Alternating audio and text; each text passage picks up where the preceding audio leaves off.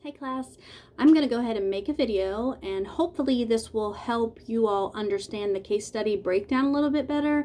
So what I'm going to do is I am going to review all of the instructions just to kind of give you a little more feedback on what to do for the case study breakdown. So I'm going to go through each of the sections. I'm going to be looking to the side just because I'm going to be referencing the computer.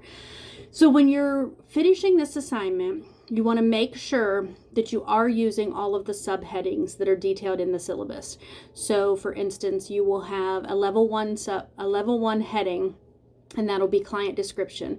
And then you'll have a level 2 heading that will say drug of choice. The next one will be timeline, causation, cultural factors, etc. So under each section, you should have a paragraph. Some sections might have a few more than one paragraph, and some it's not going to give you a ton of information. So for instance, section 1 talks about client's drug of choice. Drug of choice, they might have many substances that they use, but there's typically one primary substance.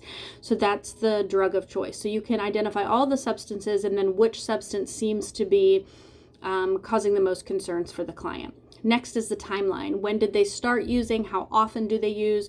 What's the frequency of use? That general information.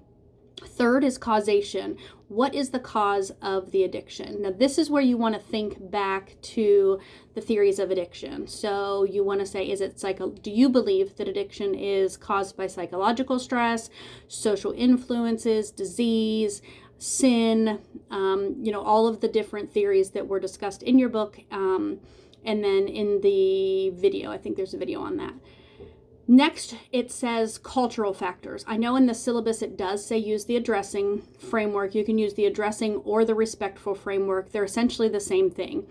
If you haven't learned about these in your multi-cult class, basically what this is there's two different frameworks to kind of conceptualize a client and what their cultural makeup is.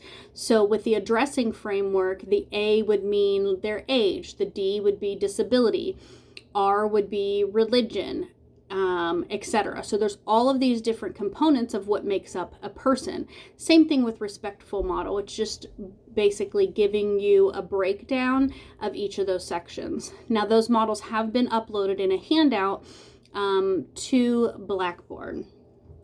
Let me scroll down with the syllabus. Next is the diagnosis. So you want to make sure that you include all relevant diagnoses. If you think your client has multiple diagnoses, make sure that you do include those, including nicotine, caffeine, those sorts of things. Those often get overlooked. Also, with your diagnosis, make sure that you are thinking about specifiers. So are they in partial remission, full remission? Is it mild, moderate, severe? So all of the components of a DSM diagnosis. Next is your theoretical approach. What theory will you use to treat your mock client?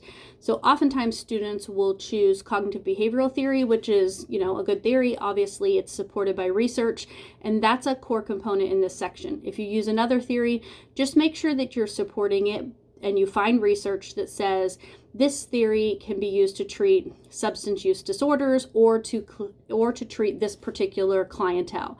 So for instance, if your client is an African American male, there's a lot of research that supports narrative therapy for that particular demographic or population. So you could use narrative therapy as long as you have some sort of research that supports why you're using that type of therapy. Here, a lot of people do write motivational interviewing. Motivational interviewing, some people consider it a theory, other people do not consider it a theory and consider it more of a technique. So just keep that in mind. If you do write down that you're using motivational interviewing, that's fine, but I would also recommend including some information about CBT since it kind of falls under that umbrella. Next is the prognosis. This is where you include your stage of change. Sometimes students confuse this with the stage of addiction. Stage of change, there's information identified also in your Blackboard module. So this is where you're talking about pre-contemplation, contemplation, those stages. How sometimes you'll see them in a circle. They're not always linear. So understanding what stage the client's in is very important. Other things like protective factors, do they have a support system? Do they take their medication? Do they have a job? Those sorts of things are protective factors. And then risk factors. So a lack of employment, a lack of housing. lack of support system, etc. Then you have to have a detailed treatment plan. I like to see these in a chart, and to have the goal, which all goals should be very general, to reduce blank. So it should reduce the addiction, reduce use, reduce cravings, etc. So it should reduce some symptom of the illness. So yes, does the client need to have a job? Does the client need to have housing? Does the client want their children back? All of those sorts of things might apply, but that wouldn't be the primary goal of treatment. The primary goal of treatment is going to be to reduce the symptom of the illness. And then you'll have objectives. Objectives are ways that you're going to reduce the symptoms. And these objectives have to be things that occur in session. So for instance, I might have my clients identify 5 stressors or 5 triggers that increase their drinking. That would be an objective because it's measurable, because I said 5, and they're identifying them, so maybe making a list. And that and understanding those triggers and identifying those triggers will help them know what to do to reduce their use. So again, goals are very general and broad and have to do with directly with the symptoms that are identified in the DSM. And objectives are specific ways that you are going to work with the client in session to meet their goal. Now remember, objectives are not things like go to 12-step, because that doesn't happen in session. So if I'm an insurance company, I'm not going to pay you for the client going to 12-step because they're not doing that in session. So what you're getting paid for as a counselor are the things that you actually do to help them meet the goal in treatment. Now, those are the objectives. So think of things that they can do in the actual session with you that will help them meet their overarching goal. Now, you do want to have a treatment goal and objectives for every diagnosis that you diagnose the client with. If you have additional questions on the treatment plan, make sure you email me and ask. So the next section is going to be a primary heading, or a what do they call it? Level 1 heading for treatment considerations. And then you have a level 2 heading for screening, intake, orientation, counseling, case management, crisis intervention, assessment, treatment plan, education or career needs, referrals, documentation, and consultation. So you'll have 12 level 2 headings in section B, or the second section.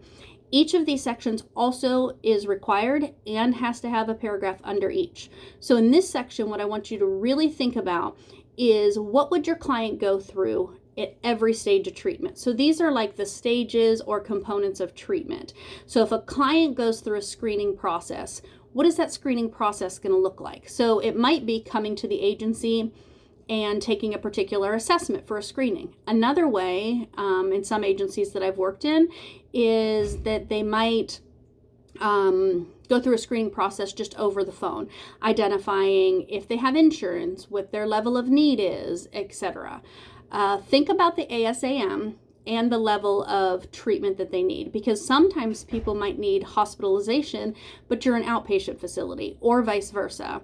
So when you are using the ASAM assessment, that's going to tell you what level of treatment somebody needs. So oftentimes that's done in the screening process. The next section is the intake. What do you do during an intake session? Now, if you work in a treatment center, you might know a lot of this, or you might know what your specific agency does.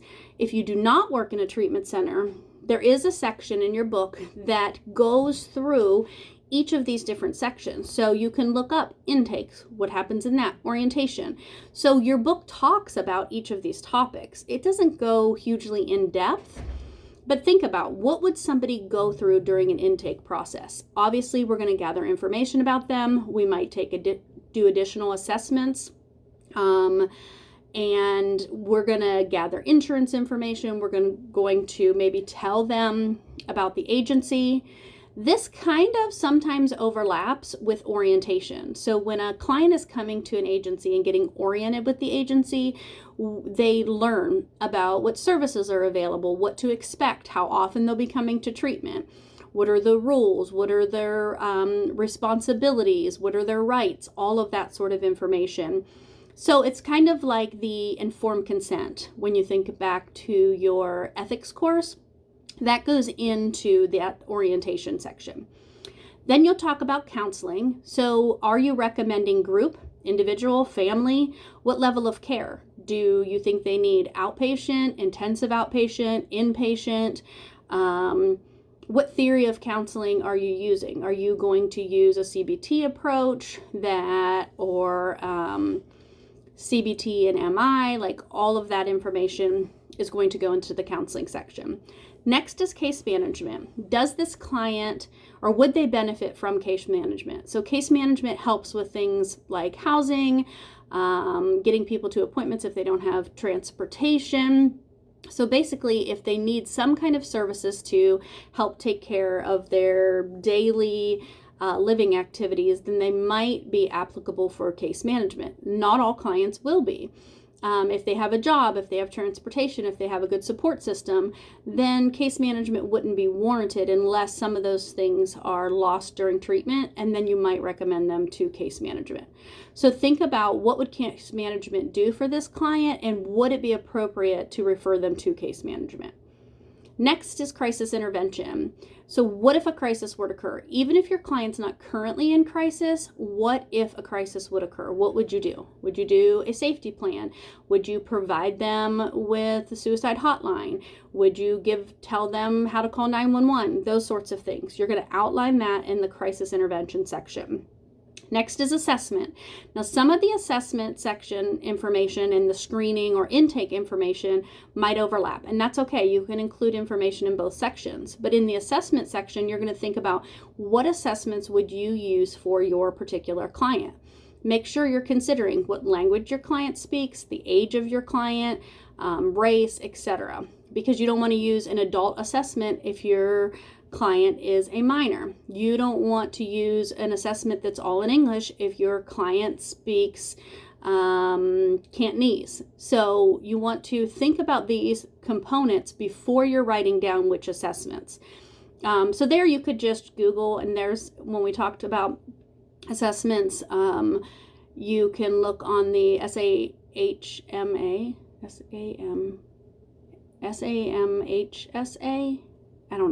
I can't think of how the letters go. Look on their website, and it gives a ton of assessments. So if you think it's alcohol use disorder, you can Google addiction assessments for alcohol, addiction assessments for cocaine, any of those. But make sure that you are looking into to make sure that they're appropriate for your particular client. Next is the treatment plan. You don't have to repeat the chart in this section. This is more like, how are you going to use the treatment plan? Because basically a treatment plan kind of guides treatment and lets you know if the client is making progress or if the direction of treatment needs to change. A lot of times courts or probation officers will want some treatment information to make sure that the client is making progress and that they are engaged in treatment. So this basically kind of summarizes that if you have any overarching goals, and it's kind of a repeat of the above section, except for it's in paragraph form rather than in chart form. Next is education or career goals. Do you think they need psychoeducation? Do you think they need job training? Would you recommend maybe going to community college or to a trade school or continuing their degree? It depends on who your client is with which recommendations or referrals you would make for education and career needs. Next is referrals. So think about what agencies, if this was your client, what agencies would you refer to? So would you refer to 12-step? Would you refer to job training? Would you refer to a clinician? Would you refer to tutoring? There's all kind of things that you can make referrals to. Some of that might overlap with the case management and the education section, but again, that's okay. You still have to have a referral section. Next is documentation. What kind of documents will you be keeping on this particular client? So essentially, you'll have all kind of documents. Obviously, you'll have session notes. You'll have a treatment plan. You'll have discharge summaries. You'll have referrals. All of that information. You can also look in your code of ethics. You can look in the book and see what the book talks about as far as what documentation you will keep, how you will keep that documentation, etc. So this essentially, you're just going to identify what records you would keep on a client. And finally, I know it's been a long video, finally you have the consultation section. So if you needed to consult about this particular client, who would you consult with and why? Make sure you're looking in your ACA Code of Ethics. There are many codes that talk about consultation. But think about, are you consulting somebody in the field of addiction? Maybe if it's a child and you only work with adults, maybe you will consult with somebody who works with minors. If it is an aging or an elder person, maybe you will consult with somebody who works with that population. So consultation is hugely important, and it's just basically kind of like what we do when we have, like when we staff cases or supervision, consultation, very similar in that. So just include that information and why that's needed. Like I said, there's some information in your ACA Code of Ethics. Now so that's basically the gist of the paper. The paper should be no more than 10 pages long. It should be in APA format. So you should have a title page, you should have page numbers, headings, etc. The big things for me are, one, to have a title page so that your name's on your assignment, to have the headings in the order that they are in the syllabus, and then also to cite your information. So if you're giving a diagnosis, you're going to cite the DSM. If you're talking about treatment theory, you're going to cite whatever theory of addiction you're using. If you're talking about stages of change, you're going to cite the stages of change document that you read about that. Most of the information can be found in your textbook, but I did provide additional resources. So that information is also included in Blackboard, and you can cite that information as well. And then making sure that you do have a reference page. So those are the key things for me that I'm looking for as far as ACA goes, or APA goes. And obviously APA includes sentence structure and flow of writing and grammar and spelling and all of those sorts of things. So just make sure you're running it through Grammarly and that you're running it through the spell check. Super sorry on the mix-up with the dates that we had. So just making sure that everybody read the latest email with the date correction. If you have questions or concerns, make sure you let me know, and I'll talk to you later. Bye.